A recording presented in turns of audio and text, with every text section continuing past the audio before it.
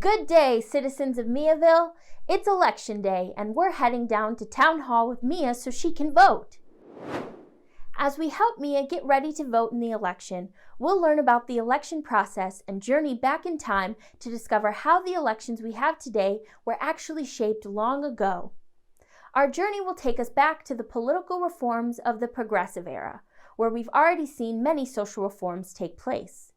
The Progressive Era was a time when many Americans believed the government needed to take a more active role in solving society's problems, especially when it came to ensuring fairness and giving more power to the ordinary people. Before we cast our vote, let's take a look at today's lesson objectives. Describe the direct primary as a key political reform of the Progressive Era. Describe the initiative and referendum as key political reforms of the Progressive Era. And explain the impact of these reforms on American democracy during the Progressive Era.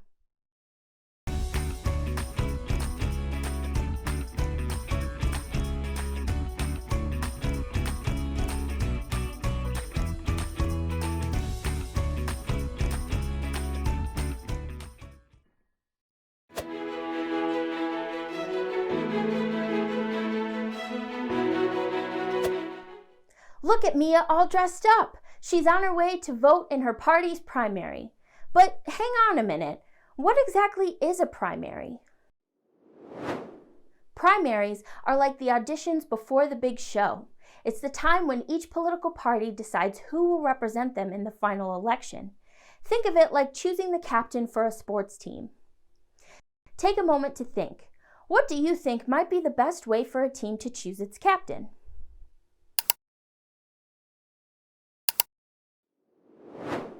Before the Progressive Era, political party leaders would just pick the candidates, and the public, well, they didn't have much say. This is like if the coach picked the team captain without asking any of the team members.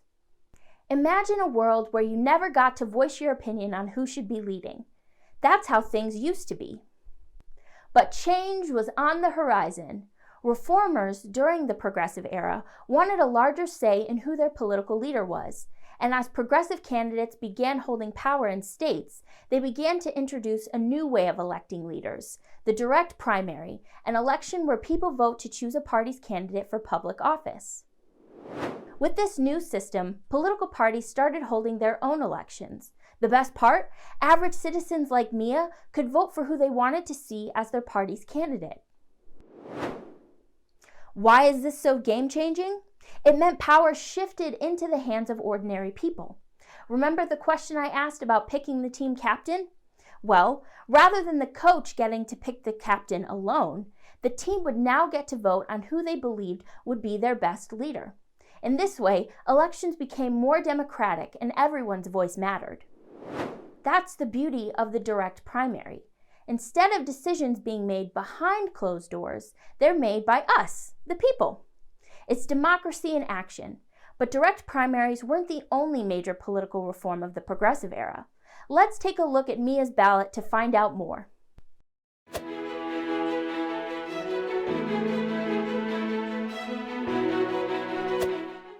Oh, look at Mia's voter ballot.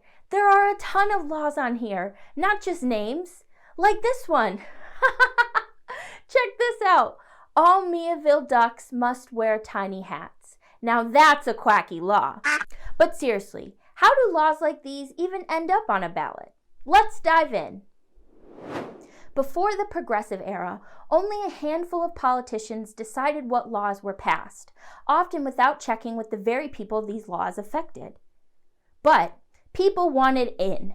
They wanted a say in the rules that shaped their lives. So progressive reformers got to work and eventually helped to introduce two new powers into the U.S. democratic system, initiative and referendum. The initiative is a special process where people can use a petition to suggest a new law or a change to an existing one. A petition is a request for change where people add their signature to represent their support. When enough people sign the petition, it can either go straight to a vote by everyone or to the legislature, which is a group of elected leaders who make laws. For example, imagine if a group of people started a petition for a law that says everyone must wear colorful ties on Fridays. If enough people sign the petition, it might become something we all get to vote on thanks to initiative.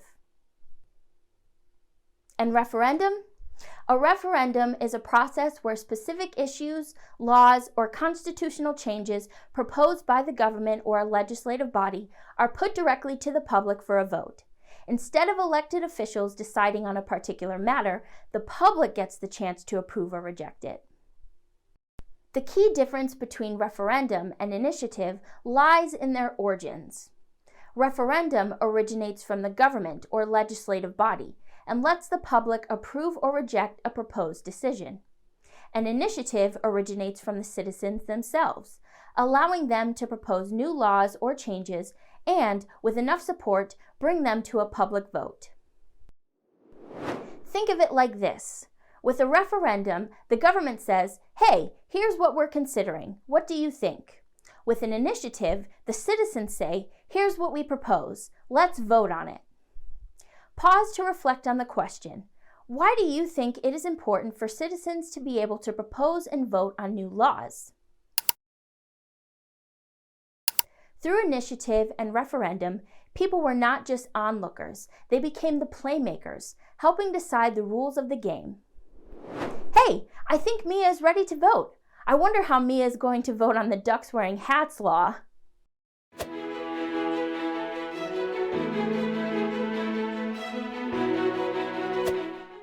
While Mia is in the voting booth, we can discuss the importance of these political reforms.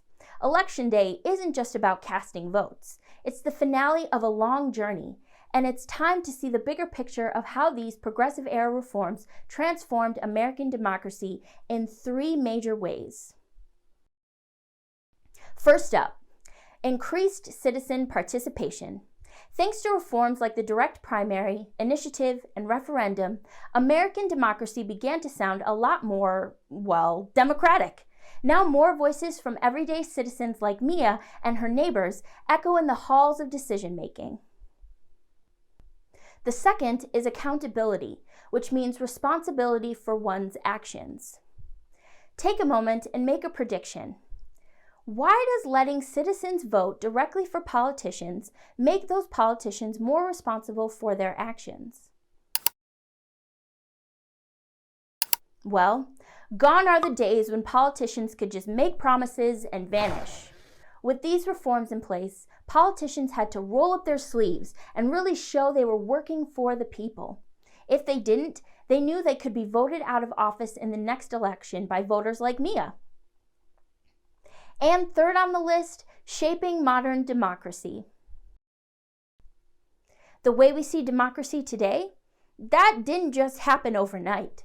The seeds were planted during the progressive era. These reforms didn't just change the rules, they revolutionized the entire game, laying down the foundations for our present-day democracy where everyone has a say.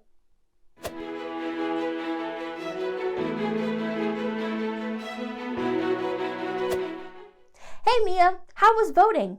Nice sticker you have there. Throughout this unit, we've journeyed through the progressive era. We learned about the brave reporters called muckrakers who told the truth even when it was hard. We discovered big changes that helped make things fairer for everyone. And how could we forget Teddy Roosevelt, our cowboy president? In this lesson, we are wrapping up this unit by seeing how politics changed to give regular citizens like you and me a bigger voice. As we finish our journey through the progressive era, remember all we've learned and think about how we can make a difference today. And remember, shaping the future begins with understanding the past. Hey.